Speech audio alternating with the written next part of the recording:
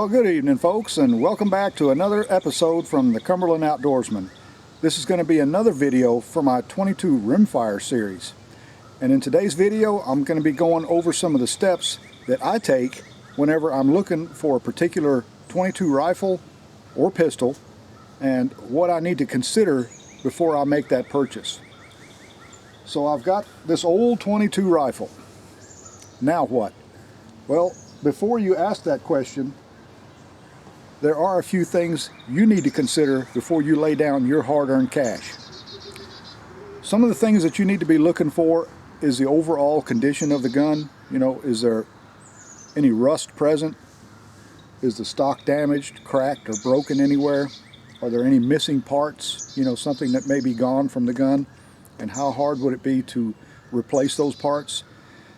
But also, you need to kind of narrow down your search. You know, if there is a particular type of 22 that you're looking for. Maybe it's something that you had when you were a kid and it somehow got lost or sold off or maybe even stolen, you know.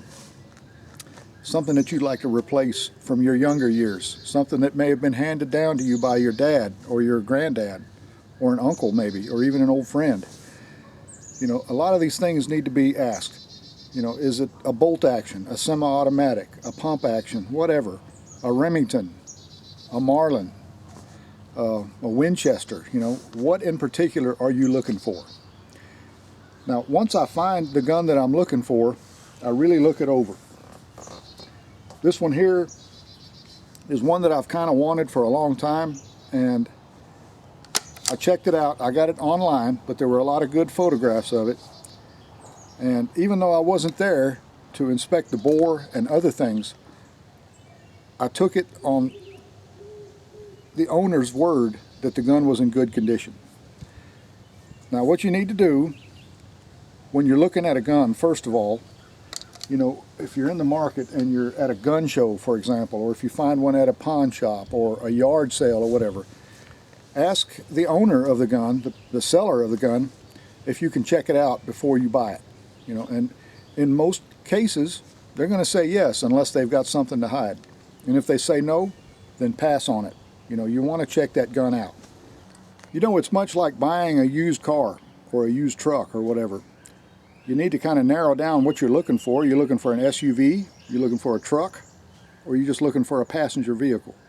And once you find what you're looking for, you're not just going to plunk down your money and go driving off with it. You know, you want to check out that vehicle. You want to raise the hood, check the oil, check the belts, the transmission fluid. You know, is the engine all greasy and grimy, or is it fairly clean? Has the oil been changed recently? What's the condition of the oil? Is it real black and tarry, or is it bright as honey? You know, is it clean? Look at the tires. Test drive the vehicle if you can. In most cases you can. You know, see how the brakes feel. See how it handles going down the road. Are the tires worn down to the steel belts? You know, how has the vehicle been taken care of? Has it been in an accident? You know, has it been wrecked at one time? Is the body in overall good condition? All these things that you look at before you buy a vehicle, well, a lot of that can be applied to buying a used gun, a used 22 in particular. You know, just get a general idea of the condition of the gun. I can see that there are a few blemishes here. For example, the stock's got some scratches in it. That can be cleaned up if I want to refinish the stock. But overall, the stock's pretty solid. You know, there's no cracks that I can see. The bluing is in pretty good condition. There are a few little spots here and there, you know, that can be cleaned up some. There's no missing parts. You know, make sure, of course, that the gun is unloaded. Does the magazine fit well if it has a magazine, you know? Is that going to function without giving you any problems? And in the situation where you might be buying a bolt action rifle, try to remove the bolt if you can, if you know how, and kind of look it over, you know. Are both ejector claws still there? What does the face of the bolt look like? You know, is there any rust inside the bolt or on the outside, the bolt body itself. This one here is in pretty good condition. And also, probably the most important part, what does the bore look like? You know, is there any rust inside the barrel? If there's any rust or pitting or anything like that, pass on it. Even if it's the gun that you've been looking for, you know. Unless you've got another barrel to fit on there, I would pass on it. Rust is one of those things, if it's not too bad on the outside or whatever, it can be dealt with, you know. But if it's pitted inside the bore, there's not much you can do other than maybe reline the barrel or replace it. But what I like to do is take along either a cleaning rod, like I have here, but if I'm out at a gun show, or maybe I see a yard sale where there may be some old guns for sale, or a pawn shop or whatever, I take along this bore snake here. I mean, it fits right into your pocket. And like I said before, you know, if they don't want you to check the gun out, then pass on it. You want to thoroughly inspect one before you buy it. And all you do is you just feed that weighted end right there, feed it down through the action. And this works great in any kind of action, you know, just open the action, whether it's a bolt action or a semi-automatic or a pump or whatever you've got. Get that weighted end started into the chamber.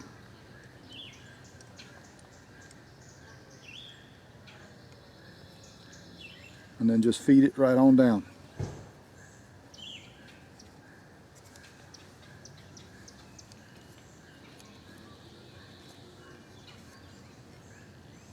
Then when it comes out the other end like this, you can pull it right on through.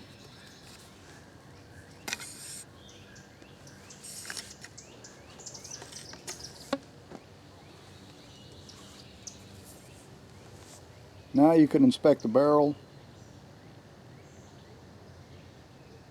This one here is shiny as a new dime. Okay? That's using a bore snake when you are out on the market looking for a used gun.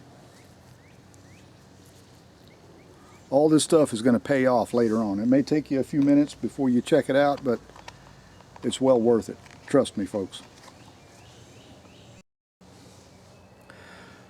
Well, guys, once you've thoroughly inspected the gun at this level, you know, to this level here, where you were able to take the bolt out and look into the action, maybe clean the barrel out and look through the bore, make sure it's in good condition, you know, and check the gun out pretty thoroughly.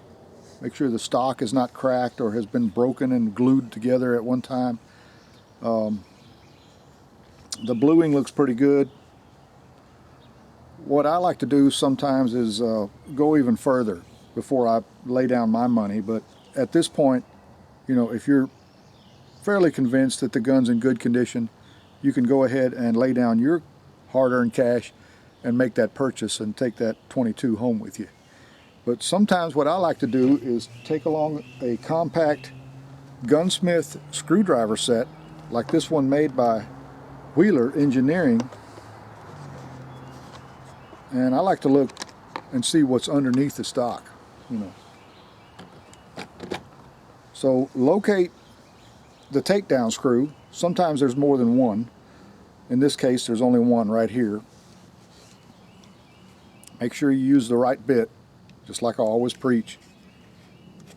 Make sure that you get the right size screwdriver bit or blade so that you don't mar up the screw, you know. I mean, after all, you may just want to keep this old gun. So anyway, we'll go ahead and take the barreled action out of the stock. And I want to look it over pretty good, you know. This one here is in fairly good condition. It's got a little bit of bluing loss here where it's rode against the stock, and here on the barrel where the barrel has been in contact with the stock. But other than that, it's in pretty good shape. I don't see any rust or anything on this action, so it's pretty decent. I mean, this is a fairly inexpensive 22. This is not a high-grade rimfire rifle, you know, but it should be a good shooter. So check it all out if you can. Now, while you've got this barreled action out of the stock, this is a good time to look at the condition of the inside of the stock. You know, you got the barreled action out. You can get a first-hand view of what everything looks like in here. Is it filled with dust and dirt, you know, or grime, or maybe the wood is soaked in oil or whatever? Are there any cracks present? Quite often you'll see a crack right here in the fore end that's not visible from the outside. You know, look it over good. Check it out. And, you know, if everything looks fairly solid and it's in good condition, then at least you've got a solid rifle on your hands, you know, something that you can work with. So we'll go ahead and put the barreled action back into this gun.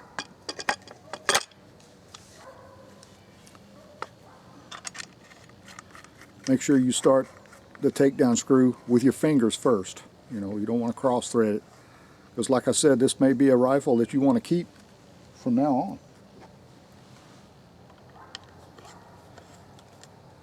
Get it tightened down good.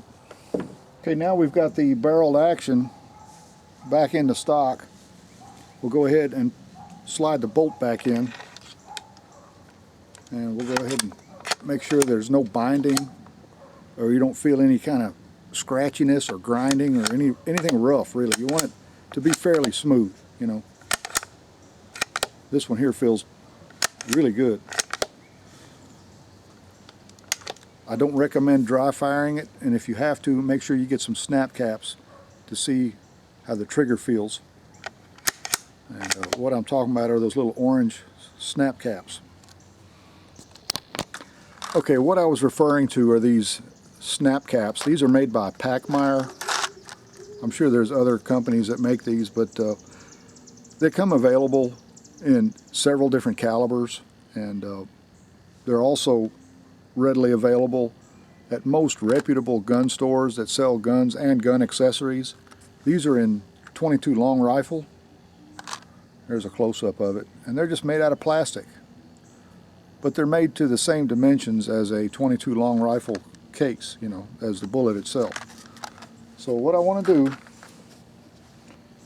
once I get it home, before I shoot it, in a lot of cases, I'll remove the magazine, and we'll see how well it cycles, first of all, with these snap caps, you know. This is the safest way to do it, folks. For those of you that are beginners, you know, this is what I would recommend. And for those of you that are experienced in firearms, you probably can skip this step, but I think you can agree with me that snap caps are the way to go if you want to test out the magazine and the action of any repeating arm. We'll go ahead and load this one up and see how well it cycles with these snap caps. And we'll check the trigger pull and see how well that trigger operates. Okay, we'll go ahead and put these in. There you can see I've got them loaded.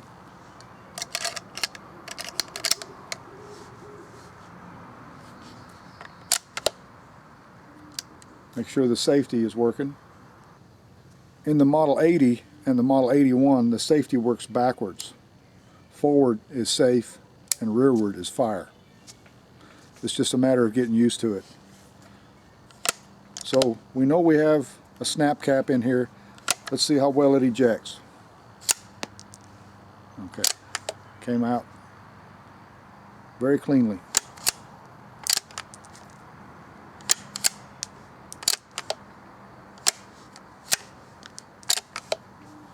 All right, now let's check the trigger pull. Not bad. A little bit stiff, but not bad at all.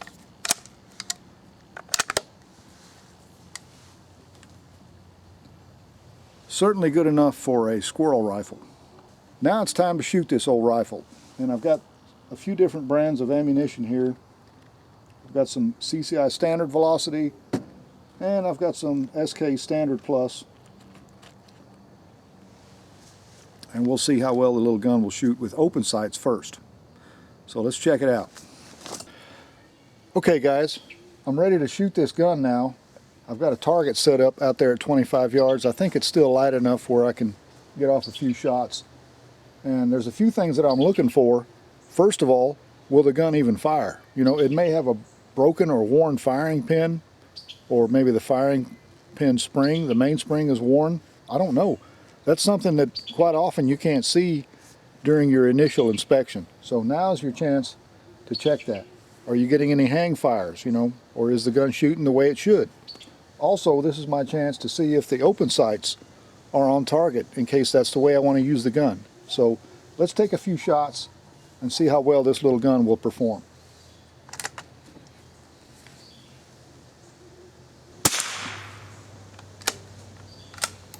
Now, take that spent case and look it over good. Did that firing pin dent that primer like it's supposed to? You know, or did it just barely dimple it? In this case, it looks like we got good positive ignition.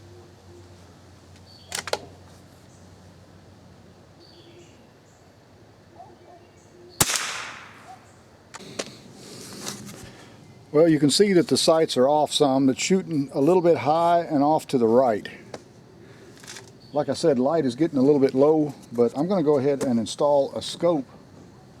I've got some 22 scope rings, and they're already adjusted for the receiver. So we'll get the scope put on and see how well it's going to shoot with a scope. Well guys, I got the scope installed, and I'm a little bit disappointed after using those CCI standard velocity loads. It's just not grouping the way I want it to. So I'm going to try some of these SK Standard Plus and see how well it's going to do with that ammunition.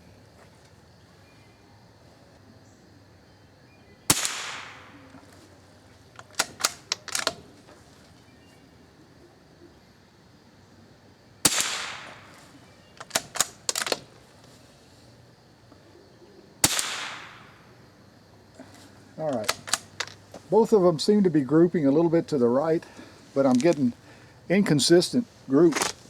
So I'm going to work on this gun, and we're going to do a few things to it to try to improve the accuracy of it. Let me go grab that target and I'll show you what I'm talking about. Okay friends, here's the target that I just shot at using that scope on that rifle. And like I said, I'm somewhat disappointed. I thought that the gun would shoot more accurately. The first group I was using CCI standard velocity, and at 30 yards they should have all been clustered together, honestly. And in the second group here, this is using the SK Standard Plus. You can see it's shooting a little bit off to the right. I got one over here, that was the first shot, and then the 4 consecutive shots were right over here. At 30 yards, they should all be touching, you know, especially with a bolt action. So I'm going to be doing a little bit of work on this gun, some bedding work and maybe a little bit of work on the trigger, and then we'll get it back out here and see how well it'll shoot. So stay tuned.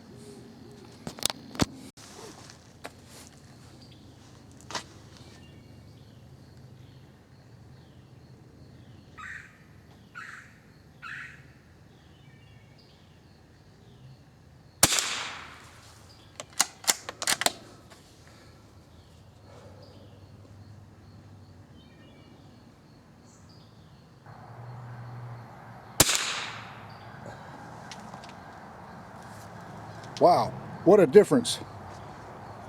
Well, this is 2 days after the previous filming, and I've done a little bit of work to this gun, but let me show you this group here, and we'll talk about what happened and what I had to do to make this gun finally shoot.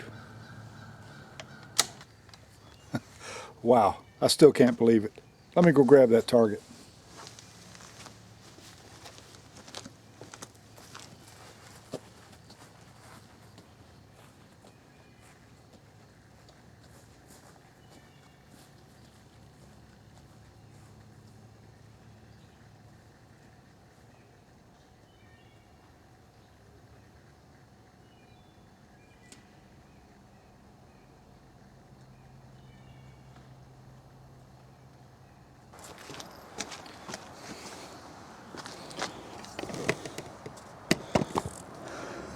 There it is.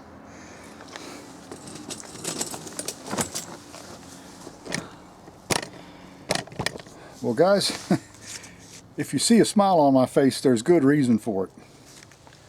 Look at that group. That's at 25 yards. One single ragged hole about the size of an aspirin tablet. Incredible. The first group I shot here was using CCI standard velocity, and I was starting to get a really good group, but then I had one flyer. And then I loaded up 5 rounds of SK Standard Plus and got that group at 25 yards. So you're wondering what happened. You know, the other day it was shooting all over the place. You know, I would get one shot here and then one over here and then one down here. I mean, it was grouping them inside the target, but all over the place. Certainly nothing like that, or even that, you know. Well, I took the gun inside. This is the same rifle. This is my Marlin Model 80, bolt action. Same scope, same magazine, same distance, same shooting bench, everything's the same.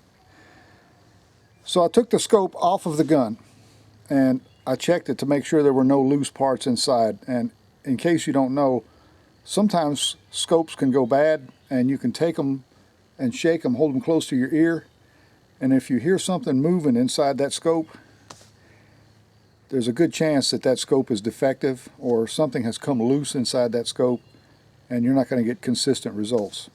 But the scope was fine.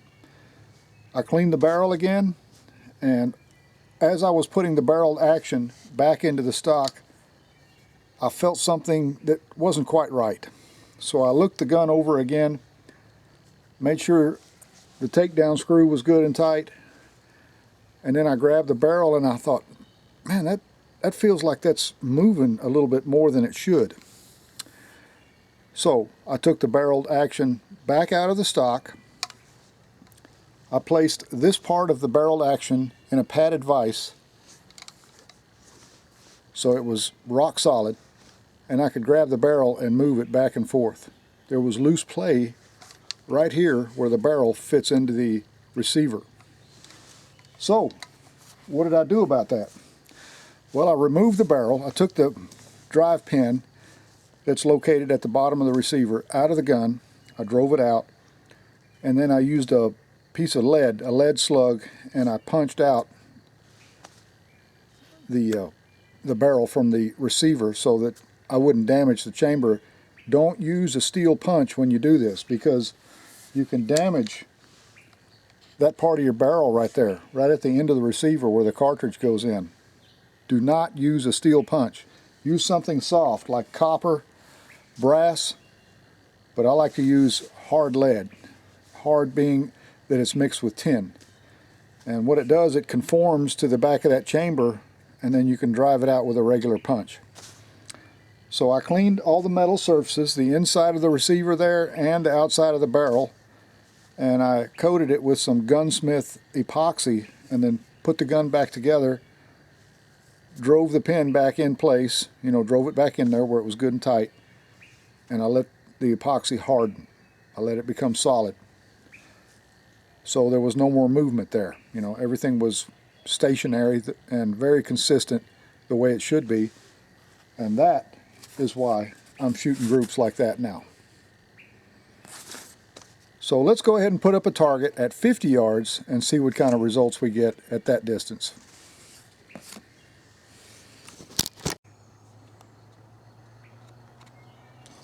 So we'll go ahead and get zoomed in on this 50-yard target, and we'll take 5 shots.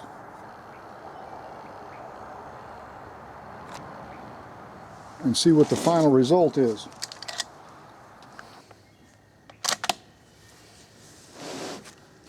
Okay, here we go. I'll be shooting at the bottom target.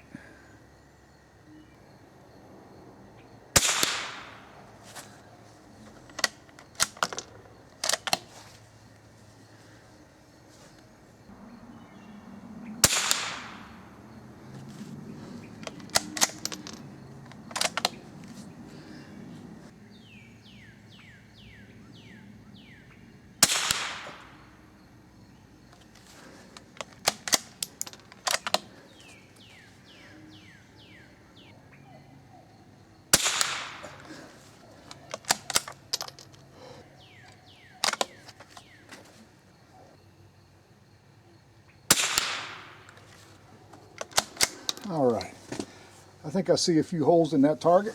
Let's go check it out.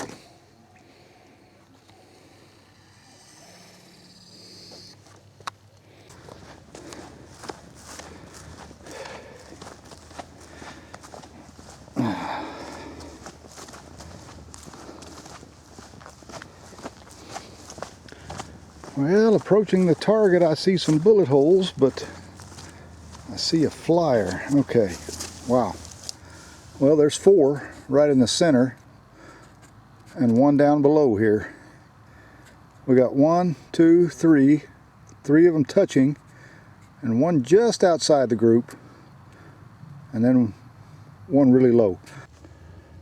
Well, I'll tell you what, since I'm pretty well pleased with that, I think I can still improve that just a little bit. Let's see if we can shoot another 5-shot group without a flyer, and see if we can do just a little bit better, although that's pretty good.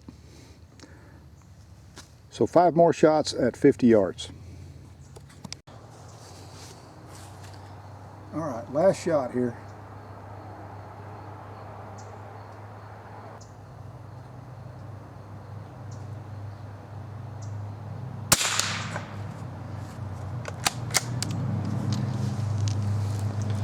Let's go see.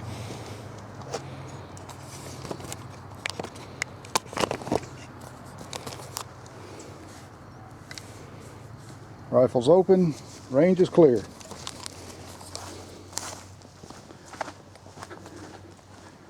I think I see some bullet holes.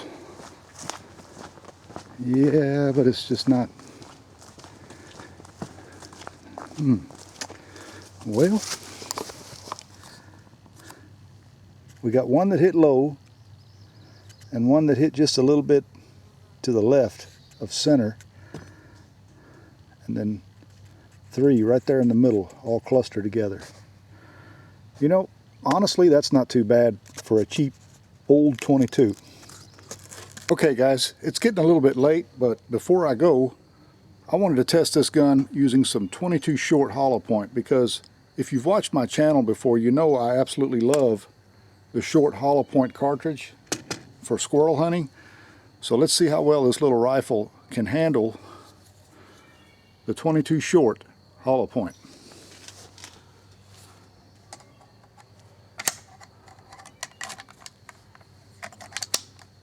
All right, give you a close-up. See how well it loads it first of all. All right, went in there without a hitch. I really have no idea, because I've never shot short ammunition out of this rifle. I just got this gun the other day, so let's see how well she does. I got 2 targets up. I want to be shooting at the top target first.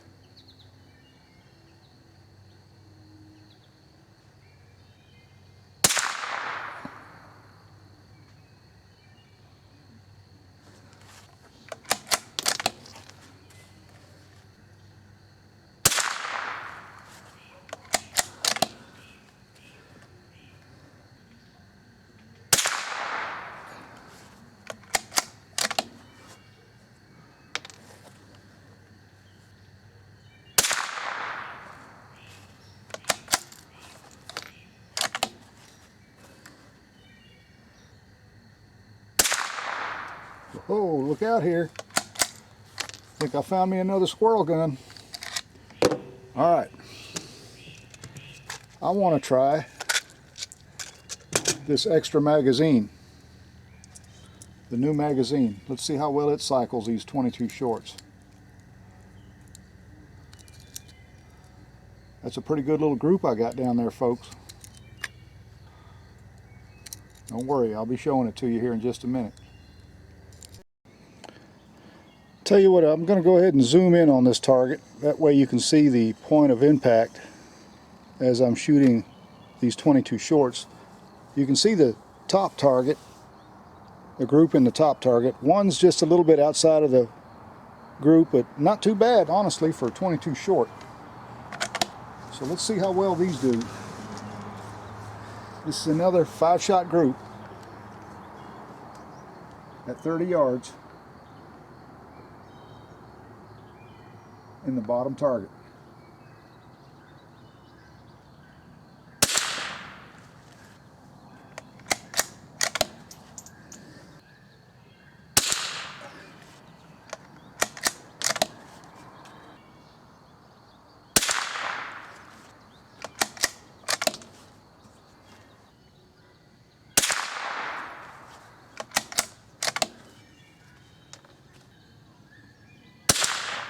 Oh, well, a little bit outside the group, but not too bad.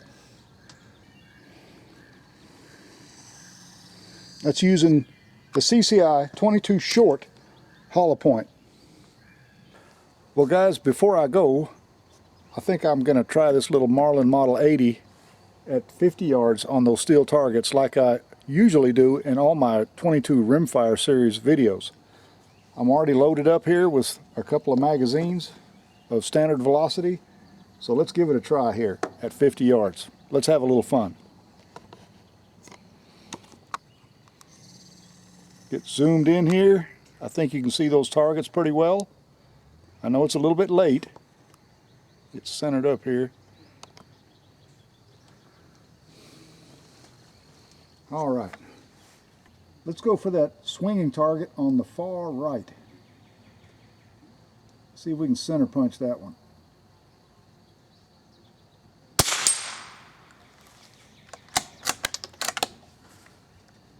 And the one right next to it.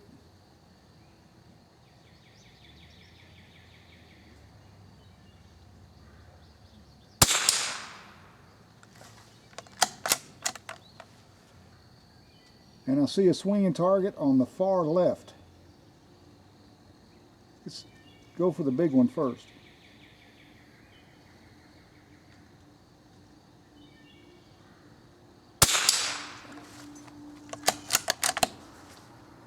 The one in the middle. Well, that was a solid hit.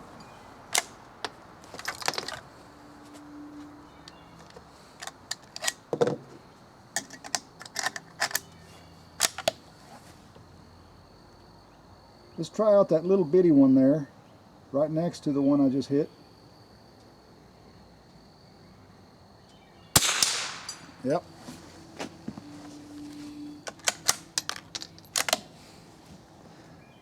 And let's see, that prairie dog right there in the middle. He's got a target pasted right on his head. Let's see if we can remove that.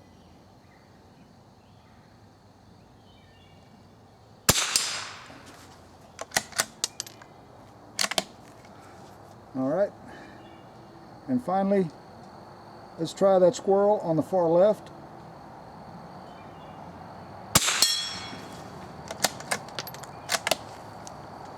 Now the bunny rabbit, let's make a headshot on him.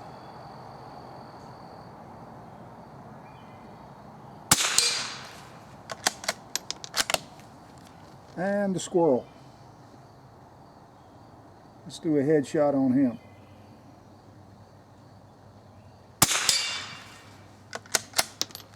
All right, let's see, I got one round left laying here on the table. Let's see, let's pick out a target here. Let's shoot that one on the far left again. See if we can remove the rest of that target from that one. Get that cleaned off.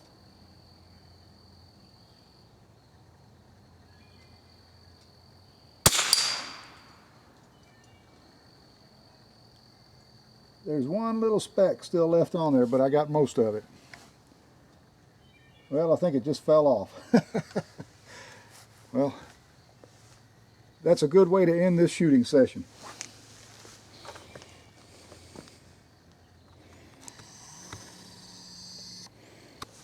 So my friends, I hope you enjoyed watching this video as much as I enjoyed making it. Just because you find a cheap old 22 doesn't mean you can't have a real shooter on your hands like I do here. This is a fine shooting little 22, as you can see.